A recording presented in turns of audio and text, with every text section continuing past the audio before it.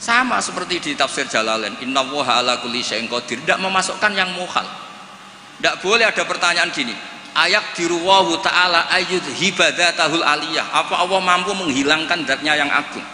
Ya tidak boleh. Kudroh hanya tata alaku bil mumkinat, tidak boleh kudroh ta'aluk sama mukhal. Apa Allah kuasa menjadikan 1 ditambah 1 itu 13? Ya Allah kok bocah goblok. Tidak bisa. Kudroh itu hanya ta'aluk sama yang mungkin. Assalamualaikum warahmatullahi wabarakatuh.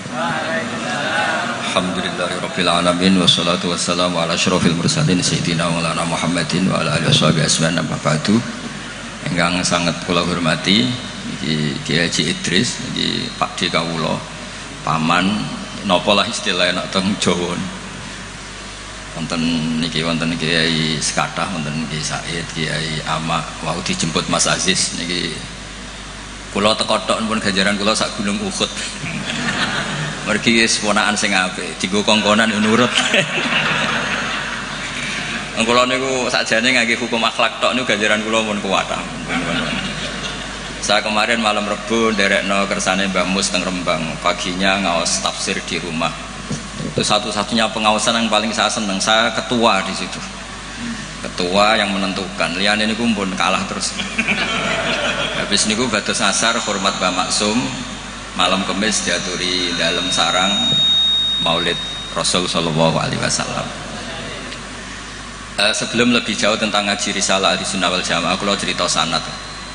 Terus Mbah Hamid alite namine iku Abdul Mukti. Riyen serumah dengan mbah saya namine Fatimah. Mbah kula niku abahe namine Abdul Khalik alite, tapi gede-gede dados Idrus. Jadi Fatimah binti Idrus bin Umar niku mbah kandung kula.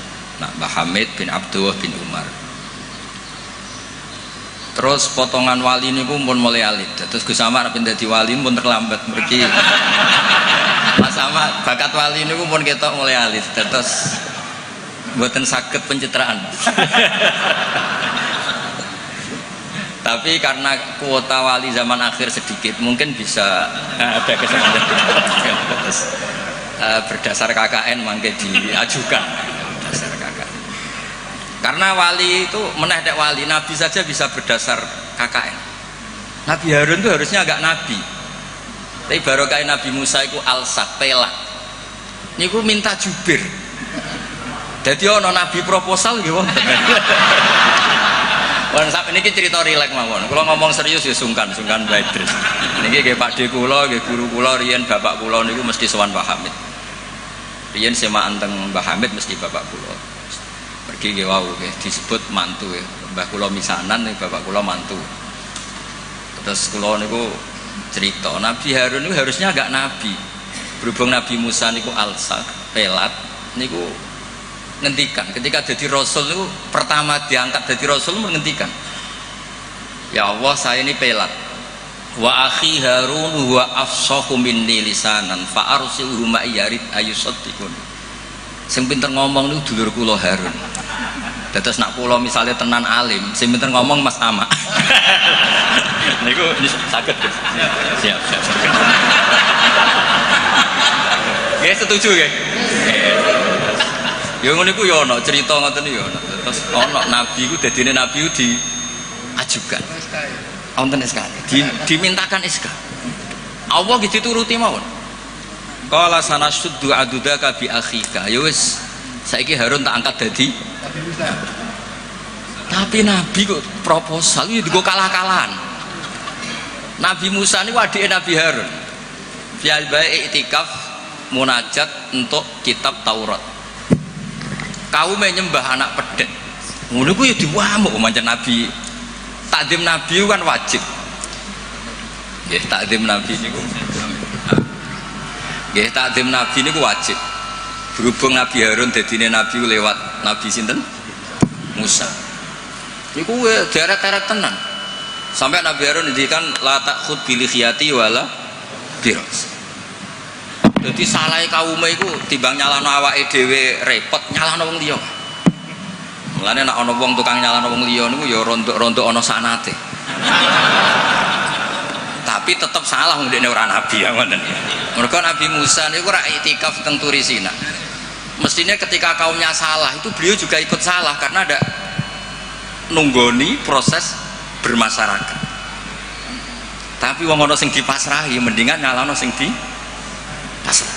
Kowe wopo wae tak tinggal munajat nganti kaummu nyembah berhala.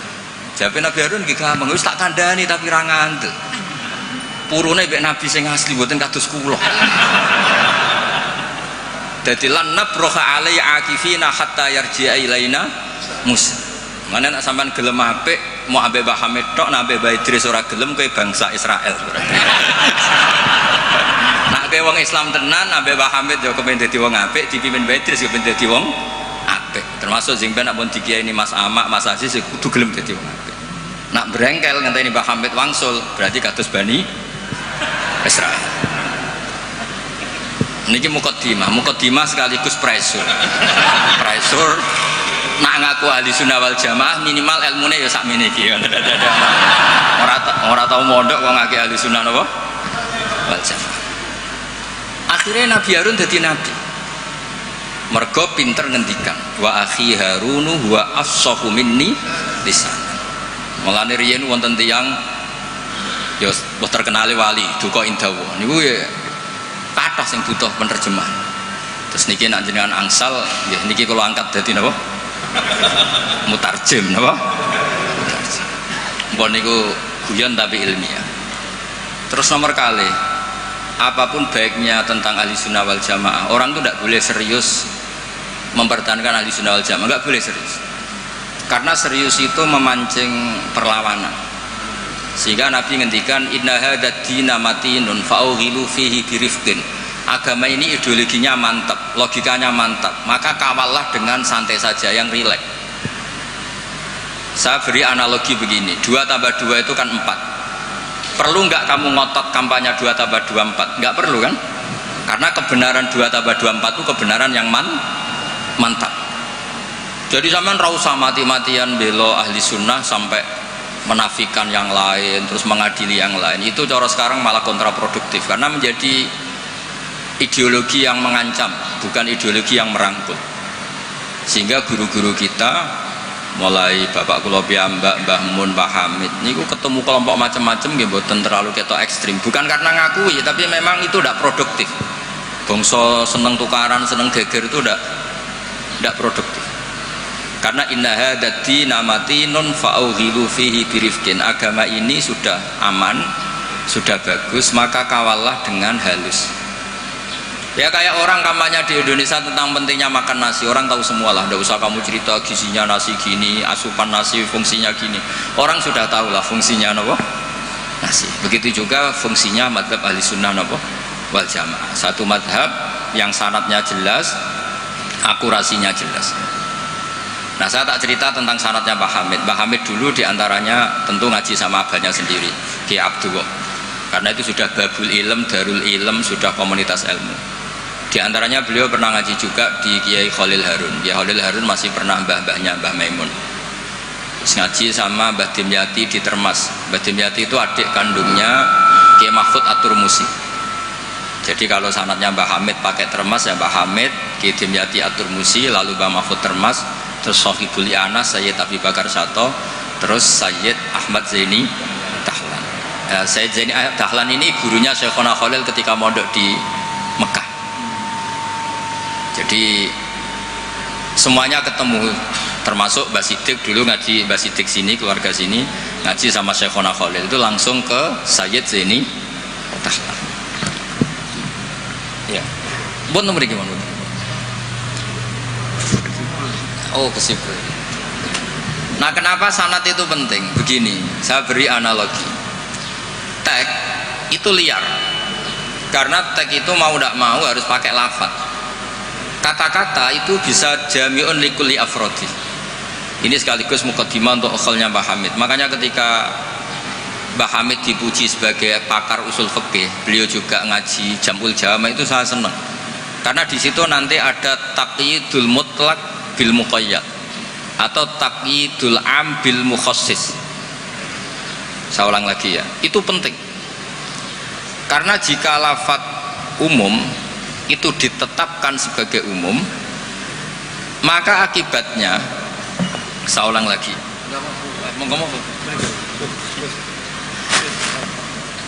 ya saya teruskan ya.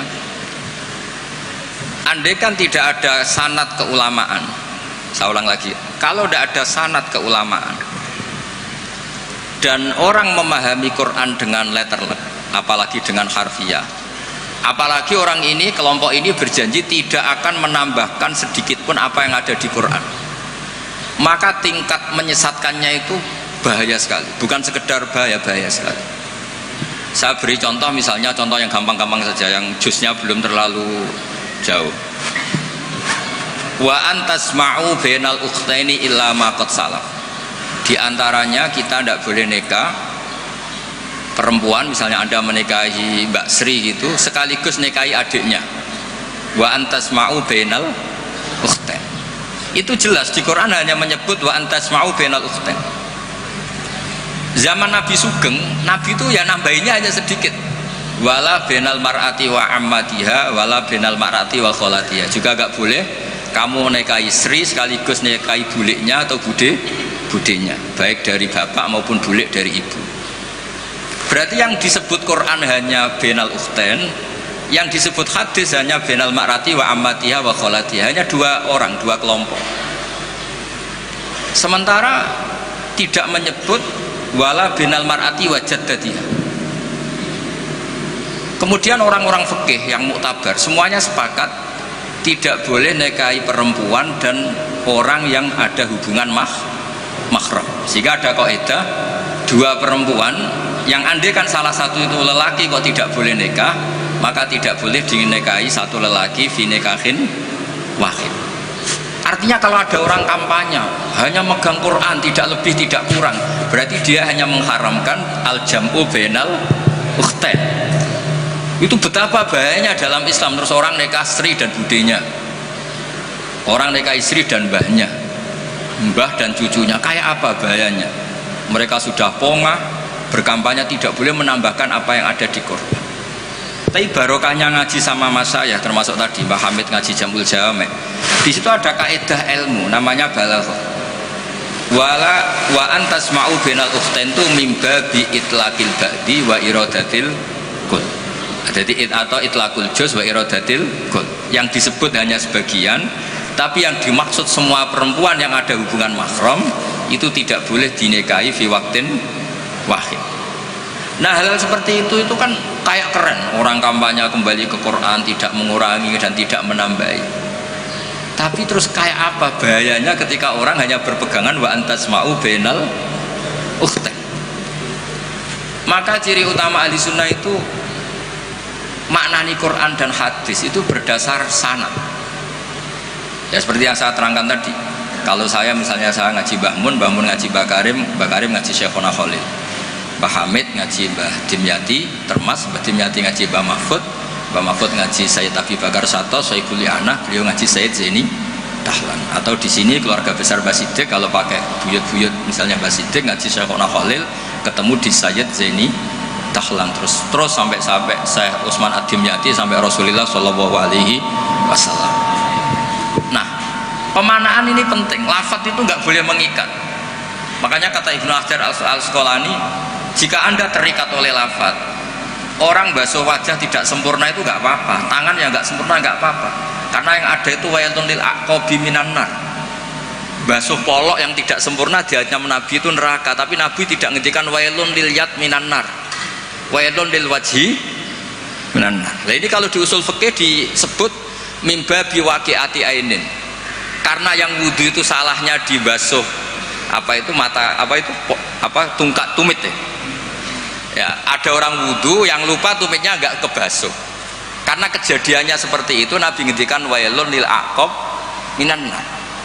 Apa tidak well juga ketika orang tidak membasuh tangannya secara sempurna? Apa tidak well juga ketika orang tidak basuh wajahnya secara sempurna? Kan sama-sama well. Tapi ini tidak disebut Rasulullah Shallallahu Alaihi. Nah, misalnya Anda fanatik, pokoknya saya persis hadis yang wailun hanya lil aqab. Kalau tangan nggak apa-apa, wajah nggak apa-apa. Lu itu gendeng apa goblok? Wes goblok kampanyane, saya berpegangan hadis orisinil kata Pak Idris, jadi asli katanya. Nah, jadi bahayanya baca hadis tanpa ilmu usul fikih kira-kira seperti itu. Jadi bermadzhab itu penting karena kata itu liar. Layak dilqadi wa ghadban. Seorang yang sedang marah itu tidak boleh punya keputusan penting, baik itu qadi, wali kota atau orang tua atau siapapun. Kata qadi dihilangkan. Nggak boleh kamu mentang-mentang hadisnya qadhi, hanya qadhi yang nggak boleh bikin keputusan kalau marah. Kalau kiai boleh, kalau orang tua boleh, kalau wali kota boleh. Nggak bisa. Bahwa khutbah itu kalau sedang marah, kalau sedang lapar boleh, sedang ngempet nguyuh boleh, sedang ngempet ngising. Nah, padahal setelah dimaknai pakar-pakar usul fikih, ghadab itu apa? Halatin sing yasu'u khalqu sahibi. Satu keadaan yang orang itu tidak normal. Nah, keadaan tidak normal itu bisa hakin orang yang ngempet nguyuh, ngempet ngising atau banget laparnya, itu juga nggak boleh bikin keputusan penting. Jadi ghadban bukan lagi dimaknai marah, tapi apa? Satu keadaan di mana orang tidak sedang baik-baiknya. Makanya Imam Syafi'i masyhur itu, kamu jangan rembukan sama orang yang besok nggak ada yang dimakan, itu ruwet otaknya itu. Long sidang madrasah ambek guru-guru sing bar diamuk bojone, wah itu error gitu. Sidang madrasah ambek uang sing sesuk kudu bayar kredit. Mesti tak kok sepundi madrasah saya dempon ngaten mun saya.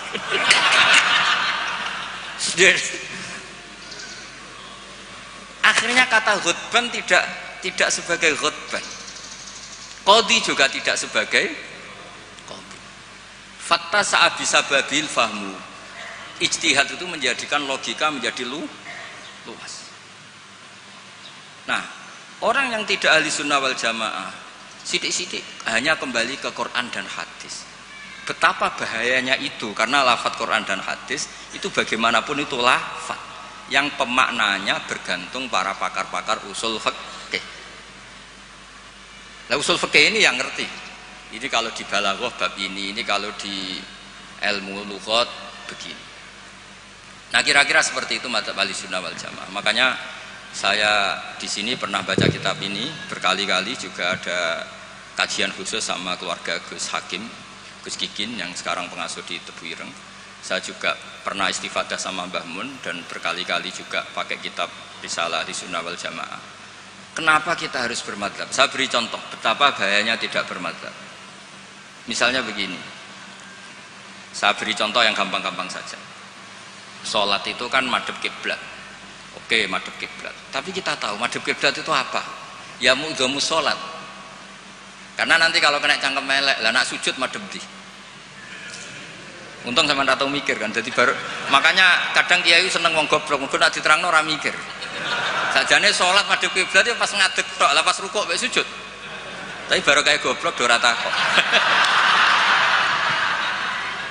Jadi goblok itu ya penting, mari ngenakno kiai lah. Jadi wong ora kakean. Wong ora kakean tok. Mulane sampean nak takok, kiai ku kok kadang seneng santrine goblok timbang sing pinter, kowe ora rasane dadi kiai. Ruwet. Karena kena wong pinter itu ya rada repot.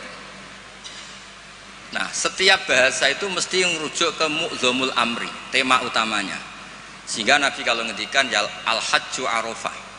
Apa haji itu tidak ada tawaf, apa haji itu tidak ada sa'i. Tapi kok Nabi ngendikan al-hajju arafah, ay mu'dhamul haji arafah. Nah, bahasa-bahasa seperti itu andaikan orang nggak ngerti usul fikih terus maknani al-hajju arafah, sementing wis ning arafah. Nah, iya. Itu kan yo ribet. Jadi intinya itu apapun teks yang Anda baca di Quran dan hadis itu pemaknaannya harus ikut ulama. Nah, kalau sampean tanya, dalilnya apa Gus? Dalil yang paling saya mengenang dan tidak akan lupa ila yaumil qiyamah itu dawuh Mbah Mun, ihdinas siratal mustaqim siratal ladzina walam yaqulillah sirataka. Harusnya kan tunjukkan kami jalan yang benar, jalanmu ya Allah. Enggak, tapi Allah ngendikan siratal ladzina an'amta alaihim. Mergo kowe ora iso niru Allah dhewe, kowe ora iso niru Allah, Allah ora mangan, Allah ora turu. Apa terus Allah ora pengen dadi wali kota? Ya kan? Kamu tidak bisa. Inna wa ta'ala la ya'kul wa la yashrab wa la yanam. Allah tidak tidur, tidak makan. Kalau kamu makan niru siapa? Niru makane wong soleh-soleh, niate taqwi alal ibadah. Kamu tidur niru siapa? Niru orang-orang soleh. Nggak bisa niru Allah. Allah tidak tidur. Nah, berarti kalau kamu ingin benar harus butuh sanad. Karena ketika Allah ngendikan siratal mustaqim, itu siratal ladzina an'amta alaihim. Itu dalil paling kuat betapa pentingnya sanad. Makanya sampai ada pepatah yang sangat mengancam tadi, manta alama bila sehin fasehuhu setan. Itu ancaman yang benar sekali, karena betapa bahayanya orang misalnya hanya berdasar terjemah atau teks kemudian dia nyimpulkan hukum, padahal lafadz ini adalah terjun bebas.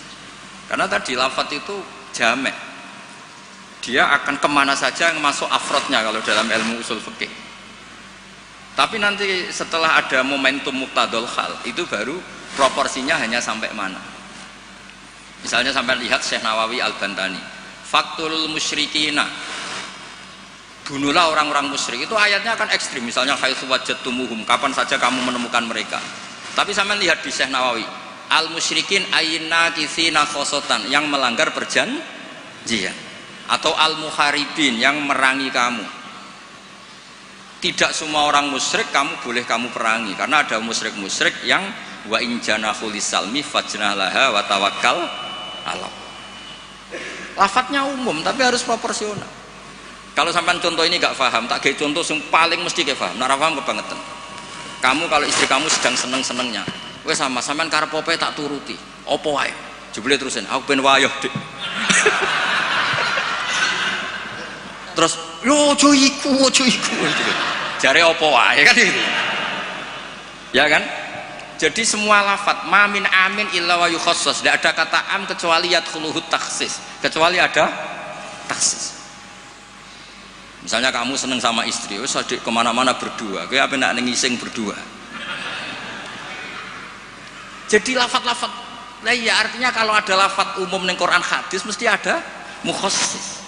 Mamin amin illa wa yadkhuluhu takhsis. Sama seperti di tafsir Jalalain, innallaha ala kulli syai'in qadir, tidak memasukkan yang mukhal.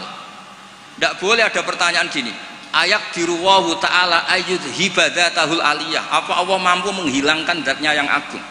Ya tidak boleh. Kudroh hanya tata alaku bil mumkinat, tidak boleh kudroh ta'aluk sama mukhal.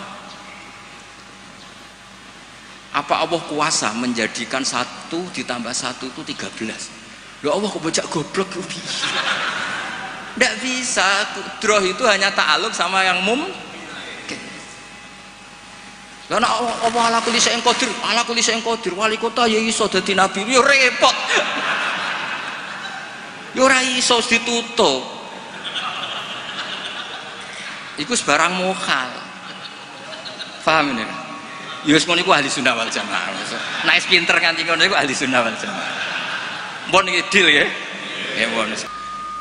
Nah, terus mbon saniki menculat mawon pun mukadimah sanate Mbah Hasyim nggih. Mbah Hasyim nak teng Jawi riyen nggih masyhur nate ngaos Mbah Saleh Darat. Mbah Saleh Darat niku nggih menangi Sayyid Zaini Dahlan.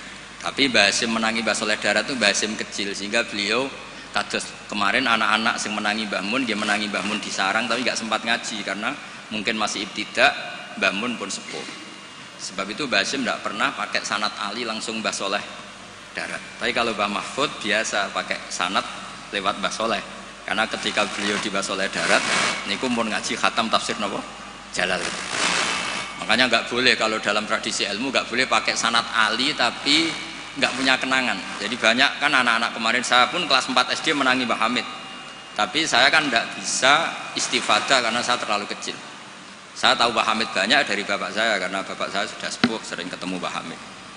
Jadi sanad Ali itu punya sisi kelemahan, biasanya mujarradur ru'yah, hanya melihat. Makanya sahabat itu Amr bin Tufail itu akhiruman mata minas sahabat. Itu enggak dipakai riwayatnya karena kenangan mbek Nabi piye kok aku dijak bapak jamaah. Jadi mirsani Nabi tapi tidak punya kenangan sami aminan Nabi. Makanya sanad itu bagus nazil. Nazil itu jumlah ke Rasulullah besar banyak, tapi lewat orang-orang yang talaki mulazamah, ketemu orang-orang yang mulazamah. Jadi mendingan sampai Rasulullah lama tapi lewat orang-orang yang mulazamah. Sehingga sanadnya Mbah Mun misalnya paling suka ya lewat Mbah Karim. Mbah Karim itu lama sekali di Mbah Hasyim, di Mbah Syekhona Khalil. Kila itu 20 tahun, Wakila 30, khilafnya itu 20 ke atas. Enggak ada yang 20 versus 2 tahun. Kalau sampean ziarah tok paling Mbah Khalil. Iku pendak banyak karep maksudnya. Lah itu iya, kalau ziarah yang ingin ngaji itu bawa kitabnya dulu, setelah paham terus di kitab itu dibawa. Itu baru ziarah betul itu. Jadi sanad itu kadang-kadang sering bagus yang nazil. Nazil itu lama tapi kredibel. Lah Imam Syafi'i termasuk fanatik sanad nazil. Beliau itu sering ngendikan an Ibnu Umar an Rasulillah. An Abdullah bin Abbas an Ubay bin Ka'ab an Rasulillah. Kenapa muter-muter begitu? Padahal Abdullah bin Abbas juga sahabat, tapi beliau sahabat pas itu kecil, sehingga kenangan dididik Nabi langsung itu tidak banyak. Sehingga kalau ada ilmu banyak, beliau sebetulnya lewat Ubay bin Ka'ab atau lewat Umar bin Khattab. Masyhur itu di sanad sab'ah, misalnya Abdullah bin Sa'ib dari Abdullah bin Abbas, misalnya masih dari Ubay bin Ka'ab. Sama seperti santri sarang sendiri yang menangi Mbah Mun, banyak yang ngaji mahali lewat saya. Akhirnya ke Mbah Mun lewat saya, padahal dia menangi Mbah Mun, tapi kan dia tidak ngaji mahali karena pas itu masih kecil. Paham ya? Terus sana tuh aja mentang-mentang ketemu Mbah Hamid, terus koyo-koyo ilmumu setingkat wong sing lu ketemu Mbah Hamid itu Mbah Hamid lewat ngendikan, terus aku muridnya Mbah Hamid. Insya Allah nganggo syafaat cukup, tapi nganggo ngiyai ini. Jadi udah jelas nganggo syafaat cekap lah, tapi nganggo ngiyai buatan. Terus ini supaya sampan kertas sana. Fi bayani wujubit taklid liman laisa lahu ahliyatul istihad. Orang wajib ikut bagi yang tidak berkemampuan istihad. Wajib taklid, wajib ikut. Yajibu inda jumhuril ulama al muhaqqiqin ala kulli man laisa lahu ahliyatul istihad al mutlaq wa in kana qad hasala ba'dul ulumi al mu'tabarati fil istihad apa taqlidu qaulil mustahidin wal akhdhu bi fatwahum liyakhruja an uhdati taklif bi taqlidi ayyihim syaa liqauli ta'ala fasalu ahla dzikri in kuntum la ta'lamun. Jadi orang-orang yang tidak punya kemampuan istihad itu dalam setiap fatwa harus tanya mujtahid. Lah tanya itu artinya wajib ikut. Kalau diwajibkan tanya kan berarti butuh jawaban. Apa artinya ada jawaban kalau dia tidak mau ikut? Fa'u jabat su'ala ala man lam ya'dalik. Allah mewajibkan tanya bagi yang tidak tahu itu. Wa dzalika taqlidun li alimin wa huwa amun li kullil mukhatabin. Terus wajibu ayakuna aman fi su'al an kulli ma la yu'lamu lil isma' ala anal ama lam tazal fi zamani sahabah wa tabi'in. Ini yang unik dari Mbah Hasyim. Beliau ngendikan zaman sahabat pun banyak yang awam.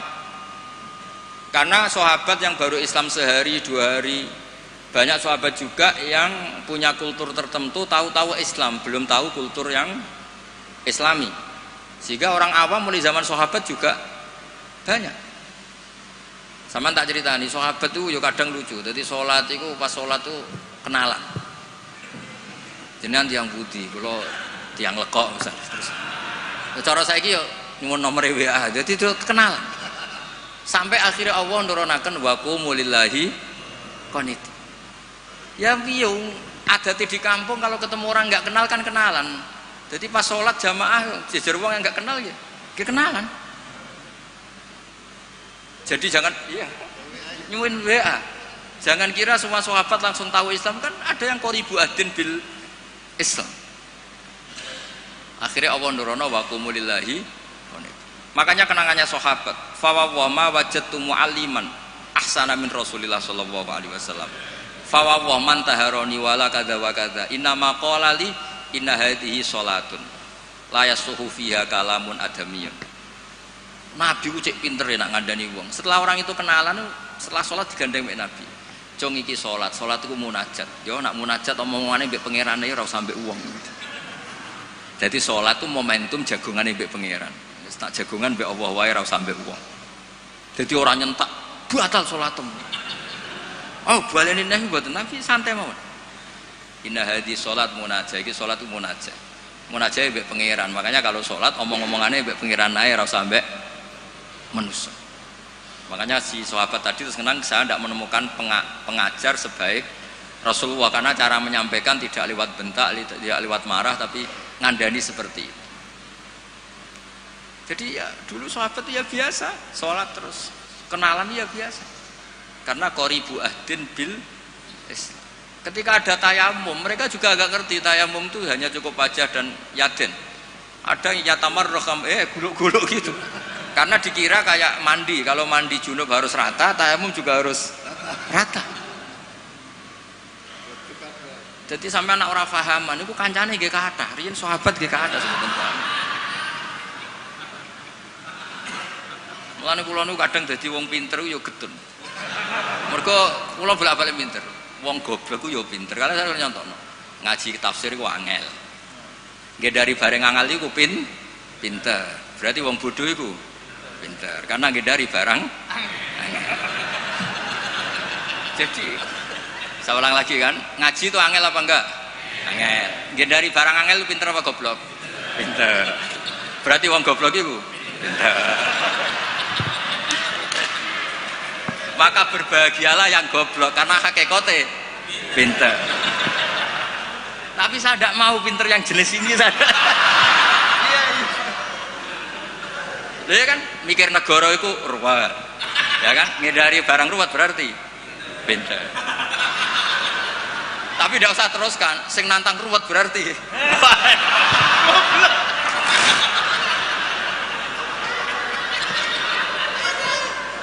Jadi mungkin di situ ada pepatah semua ada hikmahnya itu di situ. Lho dadi wong alim ora susah sebuti. Sinau wis wangel, nak keliru kepleset dibuli wong akeh. Loro. Wis ngono nak wis alim alamah, pengikute ini njuk syafaat. Lho kula nate dicitani bapak-bapak kula, Mbah Hamid Mbah Idris ini nate nangis, nate muwun. Karena banyak orang salam templek, banyak orang ngasih, banyak orang hormat. Kata beliau, Nur, aku soleh-solehku dewi gue golek ridane Allah, kok diwales dunya. Mesti diwales dunya itu kemudian banyak orang memberi uang. Tapi karena Pak Hamid wali betul, akhirnya uang itu dikasih-kasihkan orang. Jadi wali lomo itu sakjane ya rontok moh dosa ya. Karena nggak ingin kompensasi kesolehannya menjadi dunia. Makanya syaratnya wali itu kudu lomo. Karena kalau untuk diri sendiri berarti kan hadun nafs. Makanya kenapa ini sirinya, ini baru ini saya buka siri saya karena ada Pak Idris. Saya tuh kalau mulang bahagia sekali. Karena itu satu-satunya cara saya tobat. Saya istighfar tuh nggak ngefek. Tobatnya wong alim iku nak dosane kitmanul ilmi, tobatnya ya mulang. Berarti aku nak pas mulang lebur dosa. Makanya saya kalau mulang tuh bahagia. Jadi sampean tak anggap perangkat penghilang dosa. Lu ra iso wong alim gak mulang terus sampean istighfar gak bisa. Illal ladzina tabu wa aslahu wa bayanu. Tobatnya orang alim harus wa bayanu. Memberi ndak bisa istighfar.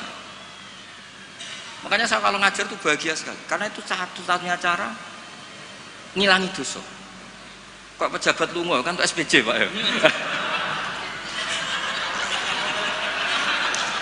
Satu-satunya untuk uang legal ya ana acara lunga SPJ. Wong alim ya gitu, sama sebenarnya pola sosial itu sama. Ini buatan guyon ini tenang. Kenapa kalau saya ngajar tuh bahagia sekali? Karena itu cara saya untuk menghilangkan dosa. Dosa kitmanul ilm. Makanya semua ulama kalau ngajar tuh bahagia sekali.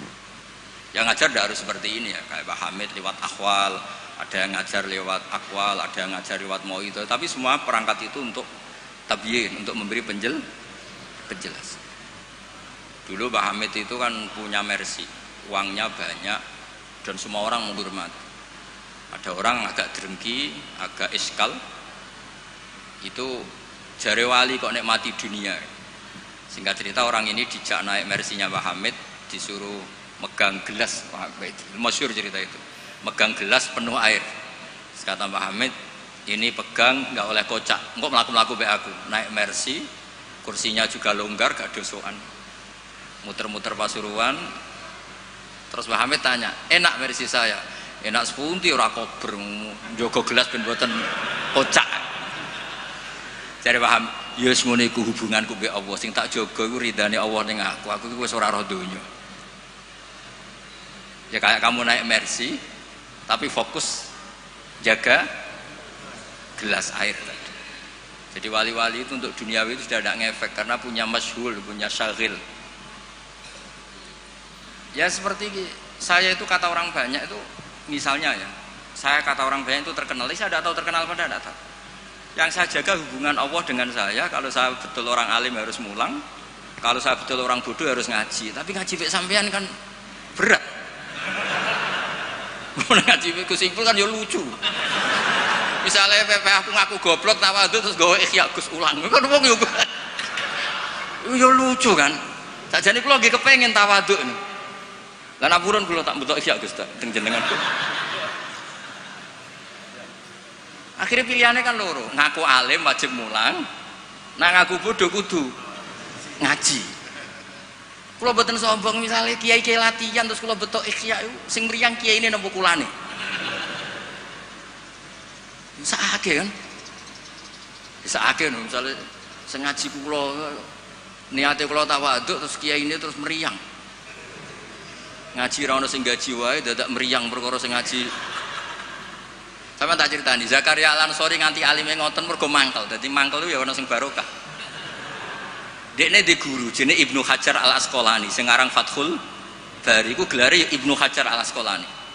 Iku kerenge ra karuan nak ngaji. Dekne bar wis alim dhe murid jenenge Ibnu Hajar Al-Haytami. Alim, ngaji dekne wis alim. Dadi nak ngamuk iku grutu. Wah semane zaman aku ngaji yo kangelan. Kok nak maca salah diwamuk. Saiki dadi kiai yo kangelan sinau mergo nak salah konangan muridku sing alim yo. Dadi ora kok berseneng saya Zakaria Al-Ansori. Mulane ketika ditanya, "Syekh, kenapa jenengan salim itu?"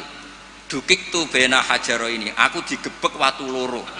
Mergo nak ape ngaji yo kudu sinau, ape mulang yo kudu sinau. Lah nak muridnya goblok kabeh kan seneng.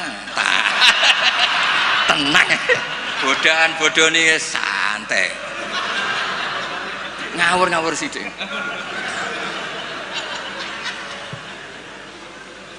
Artinya ngene loh, siapapun yang merasa alim dia sebaiknya tidak usah ngaji, itu buatan tawadhu, itu ganggu. Mpun ngene ngene. Mun iki deal nggih. Mun ngaji rilek-rilek mawon mboten usah koyo ya mempertahankan ahli sunnah apa? Jamaah biasa.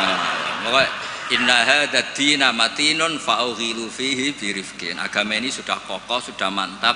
Kamu tidak usah berlebihan. Kamu tidak usah berlebihan kampanye 1 tambah 1 2 karena sudah mantap. Mohon santai mawon. Assalamualaikum warahmatullahi wabarakatuh.